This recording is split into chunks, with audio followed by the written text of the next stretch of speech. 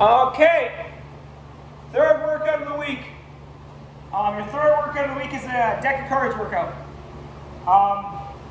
So again, I want to touch base. I didn't mention it in the first video of the week, but you can use weights in these exercises as well. You can put on a weighted vest. You can add weights to the workout, and I'll kind of discuss that briefly as we go through deck of cards. But any of the workouts I give you, most of them I should say, not all of them, you'll be able to add weight to if you have it available. If not, you can do it all body weight. Okay, so today, deck of cards, just to go over it. You have 4 suits in a deck of cards. I'm going to give you 4 exercises that match a certain suit.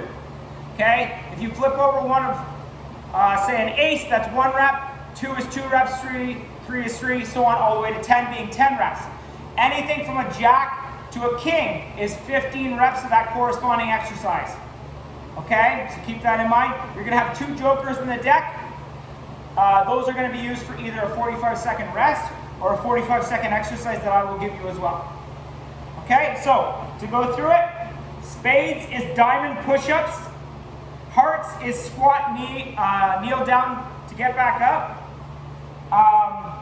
Diamonds is tuck crunches. Clubs is squat jumps. And the joker is side shuffle burpees. All right, so to go through that, starting with diamond push-ups.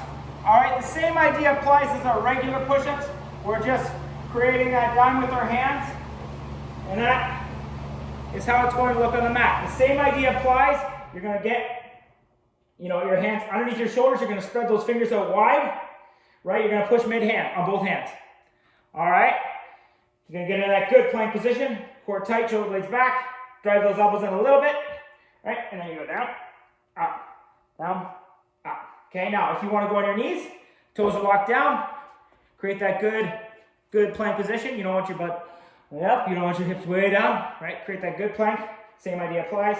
I gotta move it back to get underneath my shoulders. Okay, and you go down, up, down, up. Okay, so the only difference that applies in your setup is your hands aren't going to be out underneath your shoulders. They're going to be in a diamond pattern, okay, in tight. All right, so that's your diamond push-ups. So you do have some alternatives. You can go on your knees, you can go on your feet, your choice. Hearts. Hearts is squat, kneel down to get back up. Now, on that, both sides equal 1 rep. Okay, so both sides going down and getting back up equal 1 rep. And you're going to alternate the legs, obviously, that you go down and get up with. So it's going to look like this. I'm going to get into my squat position. Mine is feet shoulder width apart. I'm going to be pushing mid-foot. Ready to get my feet locked in. Big toe gets locked in. Claw, back heel. Okay, and I'm going to go down with my one leg. See, I'm going to go on my right, then my left. I'm going to go up with my right, up with my left. Now I'm going to go down with my left, right, left. Okay, so I keep my hands out front to keep me upright so I'm not hunched over, so I don't lose that tennis ball being held between my shoulder blades.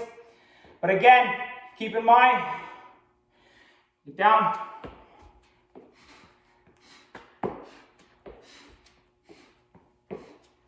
Okay, so whatever leg goes down is the leg that's coming up first again. And try and stay in that squat position the whole time, right? This is supposed to be your squat position. Now, if you're forward, come up a little bit, right? So we create more of that upright position, upright trunk position, okay? But my left leg goes down first. My left leg comes up first, okay? So again, foot pressure is important when you're getting up. You want to make sure that knee tracks right over the toe, and that starts with foot pressure, right? Big toe, back heel, mid-foot, gets me back up. You don't want that cave to happen, right? Because that's where you're going to potentially have injury. So when I go back up, lock it in, up. So you're going back into your squat. So down left. See how my leg stays up, my knee stays over. Oh, and I messed up, right?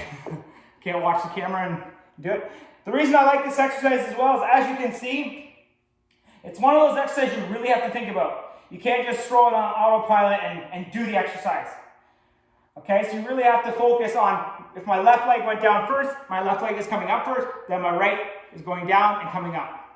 Okay, so both sides equal 1 rep. So if I start with my left goes down, my left comes up, my right goes down, my right comes up. That's 1 rep. Okay? So that's your squat, kneel down, back up to feet. Now, tuck crunches. Okay? This is the ideal on your tuck crunches. I keep my hands across my chest, knees slightly up, driving them in, back out. Drive them in, back out. Drive them in, back out. Okay, if that's not possible, lock those hands down, bring those knees, and you're compressing, or you're contracting that core, those core muscles, right at the top, tight, out, tight, out. Okay, so this is the ideal, as I said. Okay, if that's not possible, okay, and if that's not possible, lay right on your back, bring those knees up, contract, out. Okay, so that is your tuck crunches for diamonds. Now clubs. Clubs are squat jumps.